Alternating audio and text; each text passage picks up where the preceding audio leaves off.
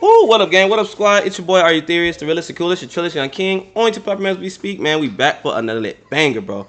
As you can see from the thumbnail and title, we got SunnyV2 in the building. We got 6ix9ine is verging on Bankruptcy, alright, man? So we finna go ahead and check out this hit. If you new, subscribe, like the video, comment some more bangers. You know, if my video hit, y'all should subscribe. If not, it's cool. It's cool. Keep doing your thug dizzle, alright? We're gonna go ahead and jump into it. People have spotted 6ix9ine's supercars being towed by the IRS as he can't pay his taxes, with sources claiming he has debts of over $20 million. Paying this back now seems pretty unlikely, as 6ix9ine's recent album was such a massive flop. Bro, I didn't even know he dropped an album. Why y'all ain't tell me? People don't even know that he released something new.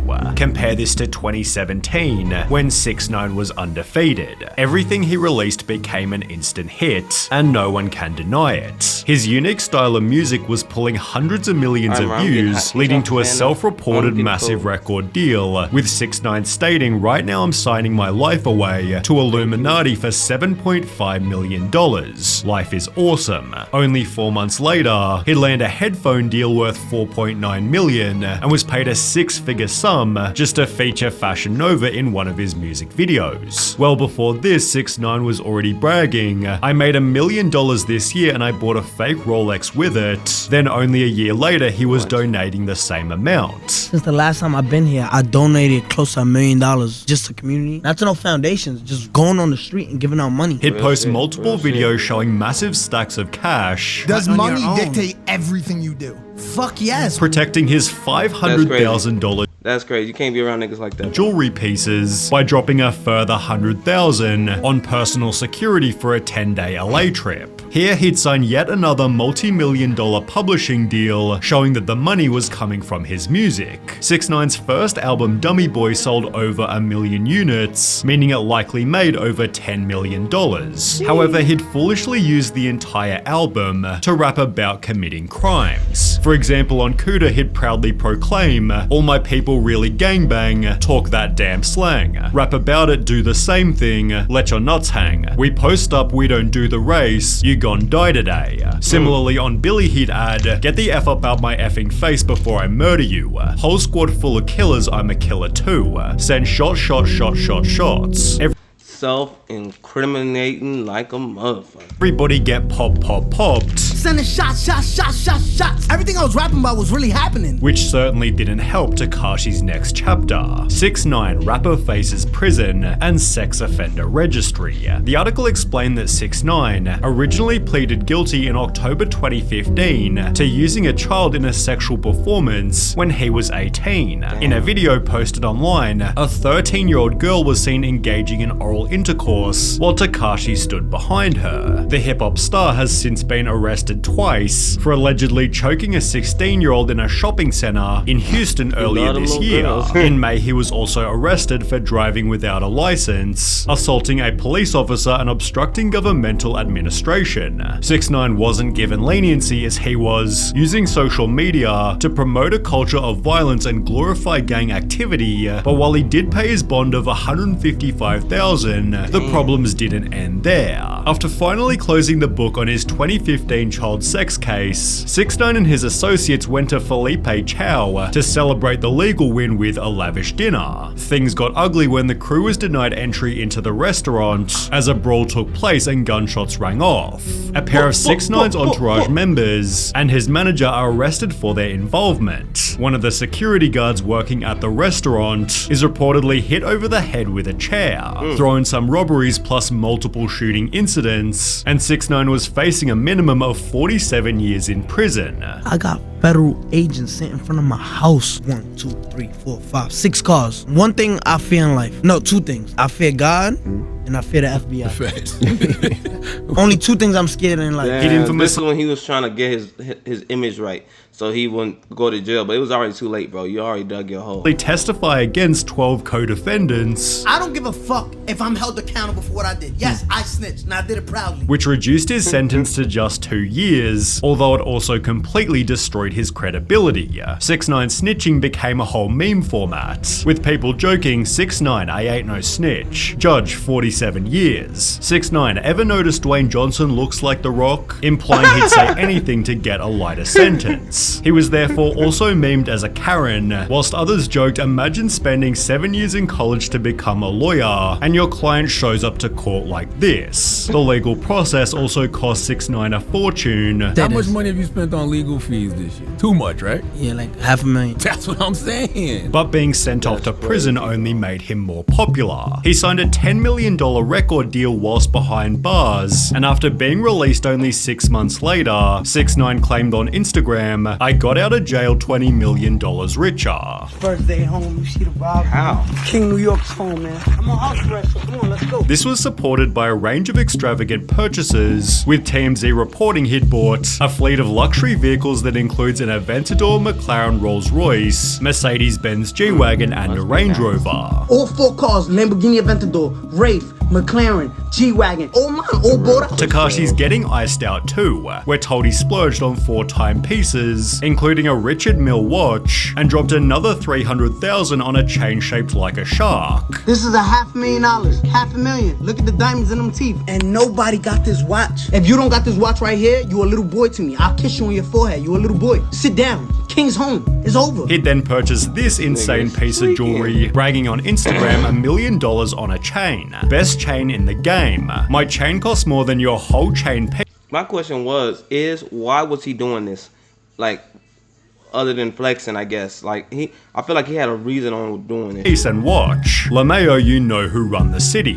In a different post, he bragged 15,000 sold out show Istanbul, Turkey. 500,000 for 40 minutes. He'd show off his earnings in videos such as this one. You got 1 house right here, 2 houses right here, 3 houses right here, 4 houses right here, 5 houses right here. Maybe 2 houses right there, you feel me? Spending 50,000 of it at the Gucci store in under 10 minutes. He then vowed every week I will try to give at least 50,000 away to someone random for people in need, all the while his music was still performing well. His song Gooba, released a month after his last day in jail, gained 45 million views in its first 24 hours. This made it the biggest 24-hour debut for a hip-hop video in YouTube history, after which 6ix9ine also broke the record for the most viewers ever in an Instagram live. Everyone, he's gonna be irrelevant when he comes out of jail. 6ix9ine, #1 on Apple Music and breaking records. Who y'all think is the king in New York? 1 month later, he'd put out Trolls, which again gained 45 million views in only 24 hours, debuting at #1 on the Billboard Hot 100. 6ix9ine celebrated his post-prison success. However, as it turns out, this would be his peak. Gooba and Trolls became part of the album Tattletales, which didn't perform so well. Despite the noise, 6ix9ine's Tattletales album headed for underwhelming chart debut. It sold just 55,000 album units, making it his worst performing project ever. One of 6ix9ine's rivals, Trippie Redd, laughed at the album's poor performance, which was especially embarrassing as 6ix9ine previously said this. Men lie, women lie, numbers don't lie. The number of listeners per song wasn't lying either, with Joe Budden calling the album a likely financial disaster. He'd state that projections are lower than what it would take for an artist who travels with 9 and 10 security guards everywhere he goes. That's the part that the public never really deciphers. It's not who flopped and who didn't. It's what comes in versus what's spent. And this kid, it takes a lot for him to move around. Anthony Fantano gave the album a 3, but more notably stated, "From here, I'm not really seeing an increase in quality because I think 6ix9ine is just diving even deeper into using social media and antics and drama and clout chasing as a crutch to supplement his career." Which turned out to be correct. Rather than focusing on making incredible music, 6ix9ine seemed more concerned with social media fame. He began spending time with Steve Will Do It, who gave 6ix9ine the chance to make some extra money. Steve worked with Rumble to get him a streaming deal, which paid 6ix9ine $2 million just to stream for an hour per week. However, if 6ix9ine didn't fulfill the contract, Steve would have to pay Rumble the $2 million himself. Damn. Well, 6ix9ine took the money. The fact that you thinking you gonna trust this nigga to do a stream for an hour for however long, he can't commit to shit. What did you thinking? Like, he's a little boy. He wants to talk about a little boy. He's a little boy. What were you thinking, Steve? Then went live on Rumble only 4 times before quitting. I got him a deal, right, to play video games once a week for an hour. $2 million up front, and he just doesn't do anything. Steve further revealed he had no money at the time, and he needed money to buy Birkin bags for all these black chicks and give away money. Really, Steve? See, this is why nobody likes your ugly, muscle-head ass.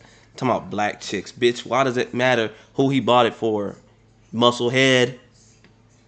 To make his girlfriend jealous. That's literally like the factual story. Explaining 6ix9ine lied just to get the money.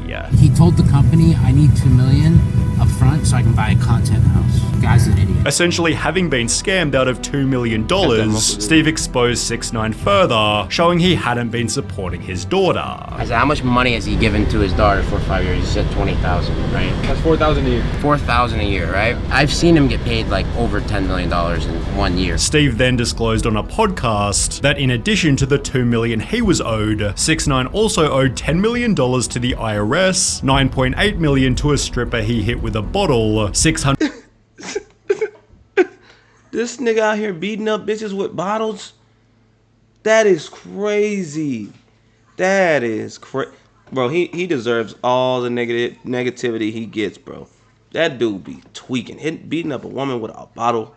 My nigga, come on, bro. $100,000 on a house lien and $60,000 to a home builder. Steve will do it concluded, dude, he's such a broke loser. Literally such a broke loser. And he's just a nasty person in general. In addition to his previous debts, 6ix9ine was ordered to pay $1 million in robbery restitution, although he'd respond by stating, I ain't got it right now. When the judge then referenced this video, 6ix9ine admitted that was prop money. I ain't got it. I'm an entertainer and obviously, we talking about it, so I did a pretty good job at entertaining people.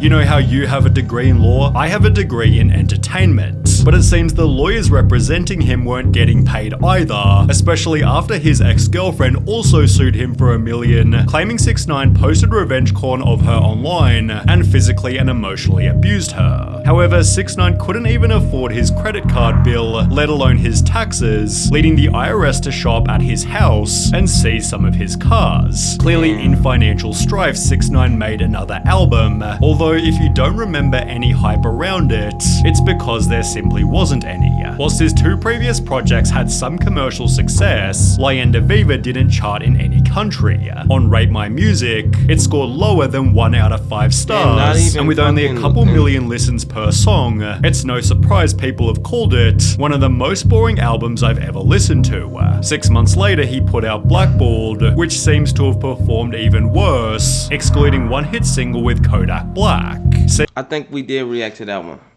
But damn, you know what? I'm gonna react to an old 6ix9ine music. Like, I'm gonna react to like a 2018 song after this. Seemingly out of pure desperation, 6ix9ine promoted crypto. I just released the dummy coin. For the first 2,000 holders who buy into the dummy coin, you will be selected to do a meet and greet here in Romania. After which he was actually offered a lifeline. Tekashi 6ix9ine. I signed a new record deal for $6 million plus. It explained Tekashi is being paid $1 million for the album, which will feature 10 songs, and he's gonna make $250,000 for every concert of an upcoming tour. This all adds up to the fact that he fell off technically and he making $250 per concert is still good, bro. Niggas like that don't make half of that. To Tekashi potentially pocketing over $6 million, all held under one main condition: he doesn't get arrested. Well, just 1 month ago, 6ix9ine again went back to jail for violating parole terms on his initial main prison stint. In the process, he tested positive for meth twice, so despite being released after 45 days, it seems 6ix9ine's life-saving record deal won't be going forward. Damn, he doing that heavy shit, bro. That is insane. Anyway, man, I told y'all I'm about to do a 6ix9ine reaction. I don't know why, I just feel like it. If you're new, subscribe, like the video, comment some more bangs y'all want me to react to. Till next time, I'm gone.